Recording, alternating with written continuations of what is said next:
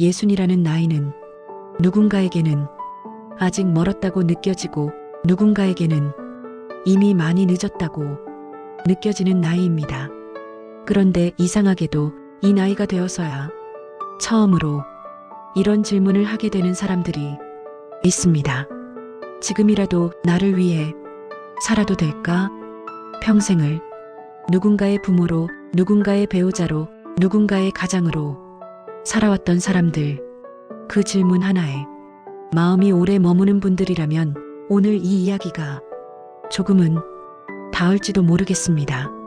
이 채널 인생이 말해주는 것들은 여러 삶의 경험에서 영감을 받아 인생의 이야기를 전하고 있습니다.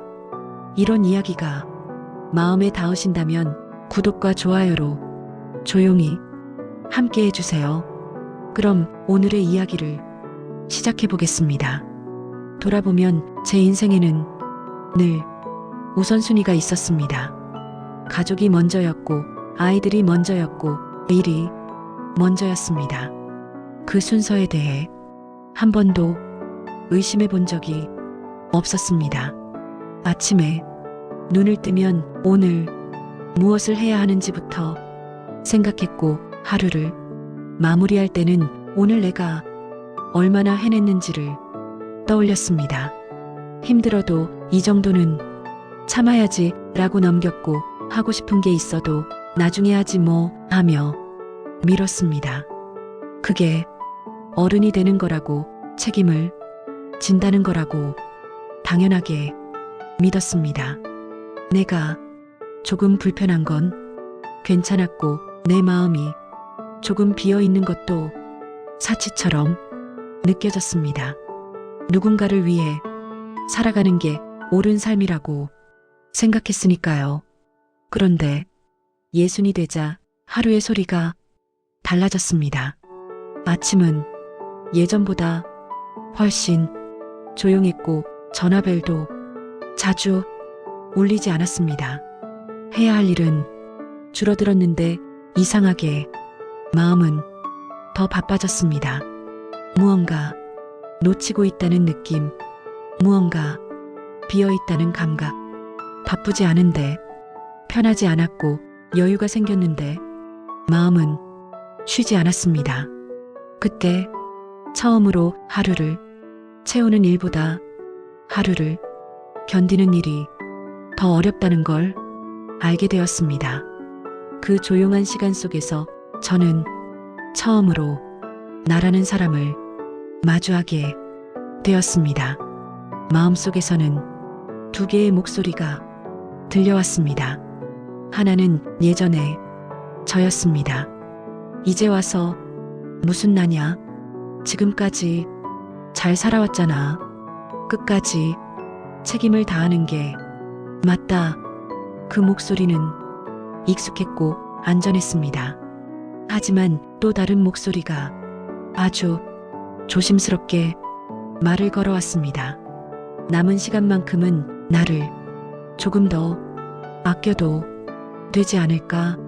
그 목소리는 작았고 낯설었지만 이상하게 오래 남았습니다. 두 목소리 사이에서 저는 쉽게 결정을 내릴 수 없었습니다. 지금까지의 삶을 부정하고 싶지도 않았고, 그렇다고 앞으로의 시간을 그대로 흘려보내고 싶지도 않았습니다. 그래서 저는 큰 결심을 하지 않기로 했습니다. 갑자기 모든 걸 내려놓지도 않고 어디론가 떠나지도 않기로 했습니다. 대신 아주 작은 약속 하나를 스스로에게 해보기로 했습니다. 하루에 1시간, 그 1시간만큼은 누구의 눈치도 보지 않고, 누구의 기대도 생각하지 않고, 누구를 위해서도 아닌 오롯이 나를 위한 시간으로 쓰기로 했습니다. 그 시간에는 아무것도 하지 않아도 괜찮았고, 무언가를 해도 성과를 따지지 않기로 했습니다. 그저 내 마음이 어디로 가는지 조용히 지켜보는 시간, 그것만으로도 충분하다는 걸 조금씩 알게 되었습니다. 그 한 시간이 제 인생을 완전히 바꾸지는 않았습니다. 여전히 책임은 남아있고 여전히 해야 할 일도 있습니다. 하지만 제 마음만큼은 조금 덜 외로워졌습니다. 누군가의 역할이 아닌 나 자신으로 존재해도 괜찮다는 생각이 처음으로 들었기 때문입니다. 예순이라는 나이는 끝이 아니라 어쩌면 처음일지도 모르겠습니다. 이제야 비로소 나를 돌아볼 수 있는 조금 느린 시작, 지금이라도 나를 위해 살아도 되지 않을까요? 오늘 이 이야기가 여러분의 마음에도 조용히 머물렀기를 바랍니다. 오늘의 이야기가 여러분의 하루에 작은 여운으로 남았기를 바랍니다. 다음에도 인생이 말해주는 또 다른 이야기로 찾아뵙겠습니다.